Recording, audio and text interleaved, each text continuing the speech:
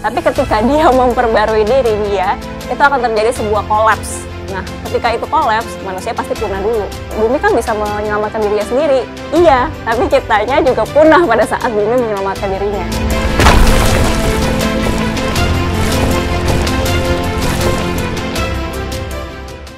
Halo sahabat Erlangga, salam kenal, nama aku Novi Arifin. Aku dikenal sebagai Kak Novi di Cerita Novi. Latar belakangku sebenarnya tuh seorang pengajar dan musisi, dimana aku sekarang malah aktif ngonten di Cerita Novi sambil bermain musik.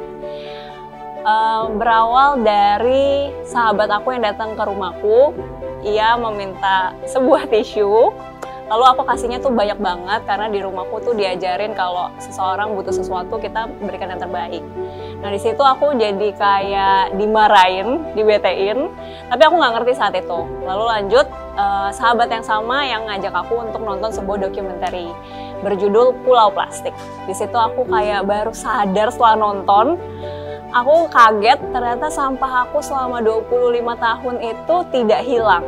Dia hanya hilang dari rumahku, tapi dia berpindah ke rumah orang lain. Mencelakakan petugas sampah, mencelakakan warga-warga di sekitar TPA, bahkan warga-warga yang tinggal di perairan kita. Motivasiku tuh sebenarnya sangat personal, dimana ibaratnya kamu udah tahu 2 bulan lagi tuh ada bencana yang besar terjadi di rumahmu, terjadi di daerahmu. Kamu pasti nggak akan diem aja kan, kamu pasti akan ngomong ke teman-teman kamu, ke sahabat kamu, ke keluarga kamu, ke orang-orang yang kamu sayang kalau 2 bulan lagi nih waktunya gitu. Hal yang sama yang aku lakukan ketika aku tahu nih fakta-fakta bahwa pengelolaan sampah kita tuh buruk, terus krisis iklim udah di depan mata. Sekarang kita juga ngerasa Jakarta tuh sesak banget, polusi udara tuh udah terasa banget. Panas matahari tuh udah nggak seadem dulu, sekarang terik banget. Nah itu udah kita rasain semua dan aku ceritain ini di media sosial supaya ya mungkin ada peluang untuk kemungkinan terburuk tidak terjadi. Data yang diperoleh dari Inaplas dan BPS, sampah plastik di Indonesia tuh udah mencapai 64 juta ton per tahun, di mana 3,2 juta tonnya itu ada di perairan kita, dibuang ke laut. Terus, volume kemasan botol plastik itu sebesar 6,8 juta ton dibuang dan 5% bertambah setiap tahunnya. Sebenarnya sangat miris dan mencemaskan karena mungkin kita pikir sampah itu kita buang aja, nggak akan ngefek buruk ke kita. Tapi sebenarnya semua sampah itu akan kembali ke kita, ke manusia gitu, dengan bentuk yang lain. Bentuk gas yang beracun atau mikroplastik yang sekarang sudah banyak banget penelitiannya. Kalau ini sangat mungkin untuk meracuni kita. Bayangin ya, mikroplastik ini sudah ditemukan di darah, di plasenta, di otak, di jantung. Ini tuh udah ada risetnya dan kamu bayangin suatu hari, kalau sekarang kita mungkin makan ikan biasa aja ya, kayak happy gitu. Justru kalau makan seafood rasanya makan besar gitu. Tapi suatu hari kalau misalnya kita tetap pengelolaan sampahnya kayak gini, dibuang ke laut seperti ini, tentunya akan ada kemungkinan suatu hari kita bukan cuma mengopek dagingnya doang, tapi kita buka ikan, kita harus mengambil plastik lalu kita kopek juga gitu. Jadi kita tuh makin lama makin bersentuhan sama mikroplastik ini, dan mikroplastik ini tuh bahayanya tuh banyak banget gitu. Mungkin kalau sebagian orang mungkin taunya itu cuma akan mengakibatkan kanker dan lain-lain, tapi ini akan mengganggu hormon kita karena mikroplastik itu akan ada berbagai chemical yang akan meniru hormon kita, yaitu estrogen misalnya. Dia akan kayak cloning gitu, jadi kayak seolah-olah itu hormon gitu, dan itu bekerja di tubuh kita dan akan mengakibatkan kelainan gen misalnya dan lain-lain. Kan tadi soal dampak yang soal mikroplastik ya. Nah kalau yang kedua tuh krisis iklim. Ini pasti teman-teman lebih kelihatan mata gitu ya, karena udah kerasa di badan kita sekarang panasnya ini. Nah ini tuh kenapa sih kok ini dikaitkan sama sampah gitu? Karena secara nggak langsung sampah yang kita buang yang tercampur ini kan organik. Ada organik, ada anorganik dicampur. Nah anorganik itu kan isinya kimia semua, bahan kimia berbahaya. Makanya kita nggak makan plastik kan. Nah, organik itu kan isinya kayak kulit buah dan lain-lain. Ketika dia tercampur, ini akan menjadi sebuah reaksi yang akan menghasilkan sebuah gas beracun, gas metana. Nah, ketika meningkat gas metananya ini, dia akan menghasilkan efek rumah kaca yang akan lapisan ozon kita akan berkurang. Nah, dari lapisan ozon ini berkurang, makanya suhu bumi meningkat. Ketika suhu bumi meningkat, manusia maupun makhluk-makhluk lainnya itu akan hidup tidak lebih nyaman. Nah, makin panas, makin gak nyaman kita. Gitu. Sebenarnya beberapa orang mungkin ngerasa ini tuh urusan bumi gitu. Maksudnya bumi tuh lebih kuat daripada kita gitu. Tapi masalahnya ketika bumi mau memperbarui dia, jadi bumi tuh bisa memperbarui diri dia gitu. Tapi ketika dia memperbarui diri dia, itu akan terjadi sebuah kolaps. Nah, ketika itu kolaps, manusia pasti punah dulu. Gitu. Jadi kadang ada orang yang bilang, ya bumi kan bisa menyelamatkan dirinya sendiri. Iya, tapi kitanya juga punah pada saat bumi menyelamatkan dirinya. Gitu. Salah satu yang paling bikin kaget ketika aku share di media sosial adalah aku udah 4 tahun gak beli baju baru. Nah, mungkin biasanya kalau yang kayak gitu orang pengen tertarik ya, kenapa ya, alasannya tuh apa sih gitu, emang apa hubungannya baju sama sampah gitu. Tapi sebenarnya kaitannya lebih ke mindset ketika kita membeli atau memutuskan sebuah kegiatan konsumsi. Jadi aku sering ngomong soal mindful buying. Ketika kita sudah memutuskan untuk membeli sebuah barang, kita juga pikirin nih cost produksinya, cost produksi dari ekstraksi bumi. Jadi semua yang kita pakai dari ujung rambut sampai ujung kaki itu nggak ada yang nggak dari bumi. Pasti diekstrak dari bumi. Nah, ketika sebuah baju misalnya diproduksi, itu pasti ada pencemaran air. Nah, habis itu udah kita beli, itu ada distribusinya, ada emisi karbon. Terus setelah nyampe di rumah kita, ada kemasan plastiknya atau kemasan-kemasan yang nggak penting di luarnya. Itu juga cost lagi. Jadi setelah kita pakai, sampahnya itu juga ada costnya lagi, ya kan, ketika kita buang. Apakah itu daur ulang atau akan menghasilkan gas beracun. Jadi satu kegiatan konsumsi kita itu efeknya panjang. Gitu. Jadi dari situ aku meminimalisir konsumsi-konsumsi yang tidak perlu. Dimana kita berpikir 4 hal. Yang pertama, apakah kita butuh atau tidak? Yang kedua, ini asalnya dari mana? Misalnya kalau kamu punya waktu, kamu background check si brand ini, apakah ini polluter, apakah memakai apakah ada child labor di situ. Terus yang ketiga, produksi dari brand ini mencemari lingkungan itu sebesar apa? Dan yang keempat, kita pikirin sampah kemasannya itu mau dikemanain pada saat kita sudah beli. Gitu. Jadi hal itu sih yang aku lakukan. Terus selain kita mikir, selain kita mindful buying, kita juga mengutamakan semua yang guna ulang. Jadi kalau misalnya aku jajan, aku selalu bawa wadah sendiri. Ketika pergi hari ini seharian, bawa wadah sendiri. Terus abis itu kalau misalnya lagi mau belanja bulanan ke pasar, aku bawa tote bag, bawa wadah. Jadi yang kemasan sekali pakai itu udah aku lumayan tinggalkan.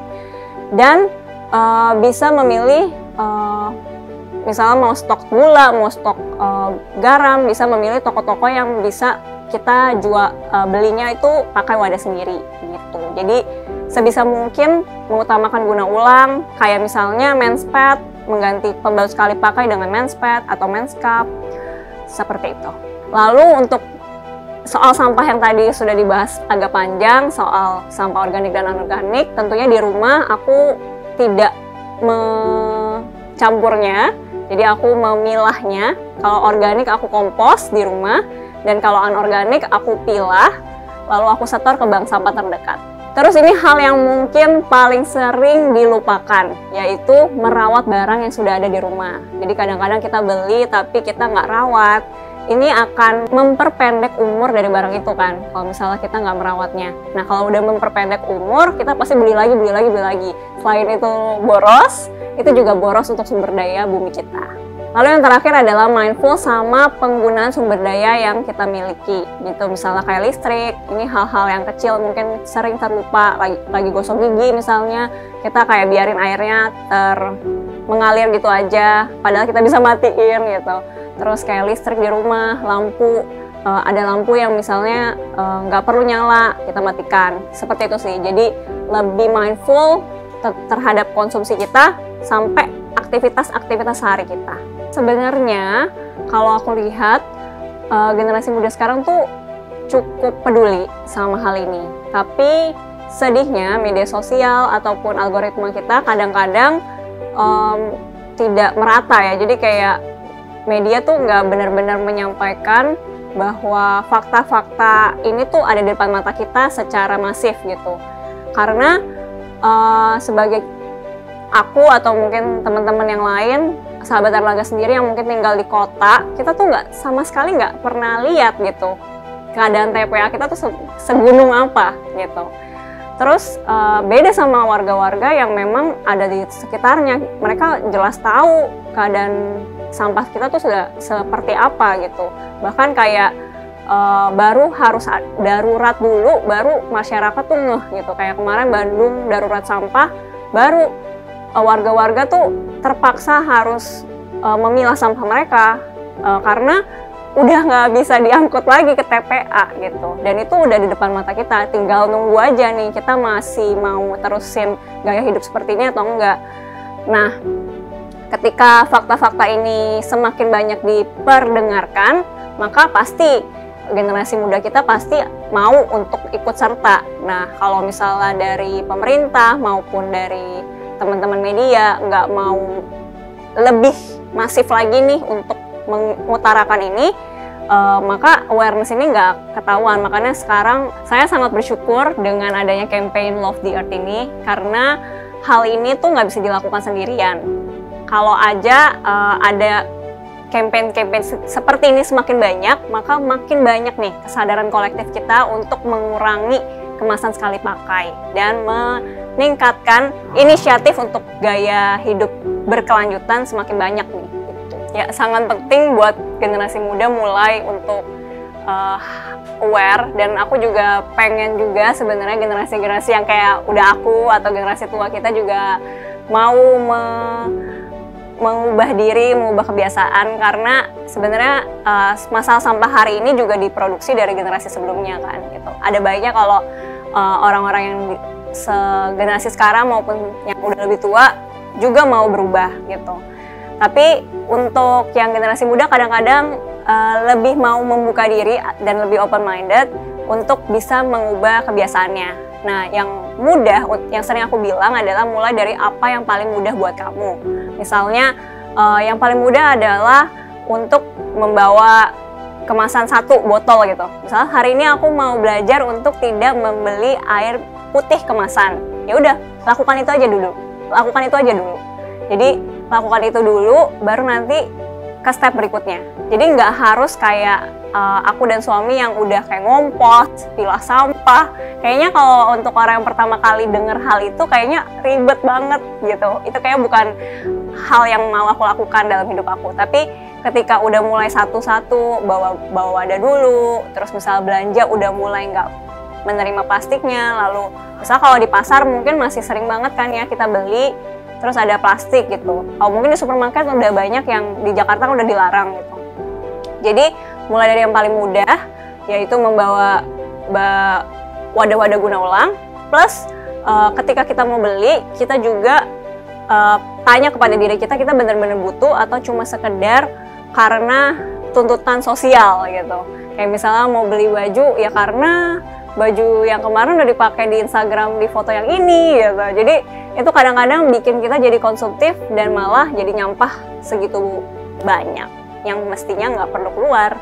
Oke, seperti yang tadi kita udah bicarakan soal perubahan iklim, soal lingkungan, aku merekomendasikan 2 buku.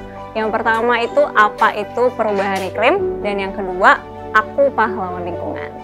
Nah, yang buku pertama ini membicarakan soal fenomena perubahan iklim. Jadi kita bisa banyak belajar nih soal yang tadi aku ngomongin soal sampah sampai krisis iklim tuh kenapa sih, prosesnya gimana sih. Dan yang buku kedua ini soal tindakan praktis buat kita gimana caranya bisa menjaga lingkungan kita. Tantangan terbesarnya adalah sistem perekonomian kita dan tentunya tuntutan sosial ya.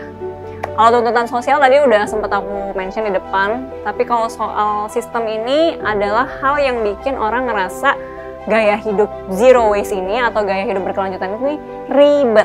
Karena sistem kita tuh kalau misalnya kita lagi pergi, misalnya ke food court atau belanja ke tempat-tempat yang biasa kita datangi gitu, itu kita tidak dipermudah untuk membawa wadah sendiri atau bahkan misalnya makan 30 menit aja kemasannya harus kemasan kotak, plastik gitu. Atau pakai sendok plastik yang tadinya pada zaman dulu, padahal kita pakai piring biasa yang dicuci ulang gitu di restoran, di kafe. Udah banyak sekarang restoran dan kafe atau food court yang malah beralih ke kemasan sekali pakai. Dengan mikirnya biar gampang, biar murah, dan lain-lain, biar nggak usah nyuci. Jadi sistemnya ini belum ada regulasinya. Jadi kayak kalau misalnya dulu helm boleh pakai yang setengah, tapi kan pada masanya kita dipaksa untuk mengikuti standar pemerintah. Regulasinya harus pakai helm SNI. Nah, untuk kemasan sekali pakai ini, untuk produk-produk yang dijual di pasaran ini belum ada regulasi yang jelas gitu. Kayak misalnya ketika kita delivery food, belum ada nih, misalnya kan bisa ya kayak abang deliverynya ini atau abang Gojek Grab ini bisa bawa tote bag sendiri, emang udah SOP misalnya. Jadi mengurangi tuh satu plastik kali jutaan orang yang pesen makanan hari itu. Jadi regulasinya itu belum ada, jadi membuat kita juga sebagai masyarakat jadi merasanya ribet kalau harus ngejalani kebiasaan yang berbeda di saat sistemnya itu belum membantu kita kayak gitu. Lalu soal produksi dan distribusi juga belum ada regulasinya. Misalnya kalau aja untuk distribusi ada SOP. Misalnya kalau produknya itu tidak gampang pecah, jadi tidak perlu nih pakai bubble wrap. Hal ini tuh jadi bisa mengurangi segitu banyak gitu. Misalnya kita beli topi tapi bubble wrapnya berlapis-lapis. Nah ini tuh jadinya sangat membuang banyak sumber daya, yaitu plastik itu sendiri yang akhirnya jadi sia-sia. Harapan aku untuk masyarakat tentunya lebih peduli, lebih aware, lebih inisiatif lagi untuk mau mengisi diri dengan pengetahuan-pengetahuan yang baik buat lingkungan kita. Lalu untuk kegiatan konsumsi kita juga bisa memilih nih produk-produk yang lebih ramah lingkungan. Kita punya pilihan sekarang untuk misalnya nggak pakai deterjen, pakai lerak di rumah, atau memilih deodoran yang ramah lingkungan daripada harus nyampak kemasan plastiknya. Bayangin itu roll on cuma dipakai sekali, tapi habis itu terurainya tuh ratusan tahun. Lalu sebisa mungkin untuk mengolah sampah kita sendiri gitu. Jadi jangan langsung dibuang ke TPA atau kasih ke tukang sampah. Jadi kita olah. Kalau sampah organik kita tuh bisa belajar ngompos. Belajar aja dulu, coba aja dulu. Lalu yang kedua, kita bisa memilah sampah organik kita di rumah, dan udah banyak kok sekarang bank sampah yang bisa pick up juga, jadi bisa dicari gitu. Intinya yang tadi aku bilang, ada inisiatif untuk meluangkan waktu mengisi diri dengan pengetahuan soal apa sih yang sekarang bisa memperlengkapi kita. Misalnya kayak menonton video kompos, terus mencari info-info tentang bahan yang lebih alternatif, yang lebih natural gitu, alternatif produk yang lebih natural buat kita gitu. Karena ini bukan cuma soal menyehatkan bumi, tapi menyehatkan kita juga gitu. Terlalu banyak produk-produk yang penuh dengan chemical berbahaya, yang malah jadinya kitanya juga yang rugi gitu. Jadi kalau misalnya kita punya waktu untuk ya paling sehari gitu atau 2 jam gitu untuk mencari produk alternatif yang bisa lebih baik gitu, kenapa enggak? Harapan aku untuk pemerintah tentunya yang seperti tadi ya, ditunggu inisiatif yang lebih satset buat bisa mengurangi dan menanggulangi pengelolaan sampah kita yang masih buruk ini. Mari sahabat Erlangga, bumi itu udah terlalu baik buat kita. Sebaiknya kita sebagai manusia juga harus menjadi lebih bijak dalam mengonsumsi maupun mengelola sampah yang sudah kita produksi. Jangan sampai bumi memulihkan dirinya sendiri dengan cara yang tidak kita inginkan.